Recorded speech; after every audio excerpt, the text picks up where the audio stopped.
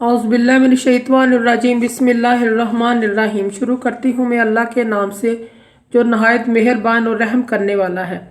मोअज़्ज़ज़ सामीन कराम, अस्सलामु अलैकुम रहमतुल्लाहि व बरकातुहू। उम्मीद है आप खैरियत से होंगे। अल्लाह पाक आपकी तमाम जायज़ हाजात पूरा करे। अल्लाह पाक आपकी मुश्किलात को हल फरमाए, आमीन। हमारा आज का मौजू है ख्वाब में उड़ने के हवाले से। इसकी मुख्तलिफ़ सूरतें हैं और मुख्तलिफ़ ताबीरें हैं जो इस वीडियो में बयान की जाएंगी। अगर आपने इस चैनल को लाइक और सब्सक्राइब नहीं किया तो कर दें, घंटी के बटन को भी दबा दें ताकि आपको आने वाली वीडियो का नोटिफिकेशन मिल सके। आज का हमारा मौजू है ख्वाब में उड़ने के हवाले से। ख्वाब में उड़कर दूसरी जगह जाना। अगर शादीशुदा ये ख्वाब देखे तो बुलंद मर्तबा हासिल होने की दलील है। अगर गैर शादीशुदा देखे तो शादी करेगा। ख्वाब में ख़ुद को उड़ते हुए देखना तो इज़्ज़त और बुज़ुर्गी पाएगा और दौलतमंदों में शामिल होगा। वबा और बला से लोग नजात पाएंगे या हाकिम के जुल्म से नजात पाएंगे। ख्वाब में उड़ते हुए गिर जाना, इज़्ज़त और बुज़ुर्गी से गिरेगा, माल का नुकसान होगा। ख्वाब में आसमान की तरफ उड़ते हुए देखना।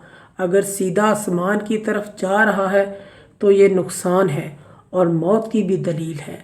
लेकिन अगर आसमान में ही उड़ रहा है, आसमान की जानब नहीं जा रहा तो कामयाबी सफ़र की अलामत है, गैब से मकसद हासिल होने की अलामत है।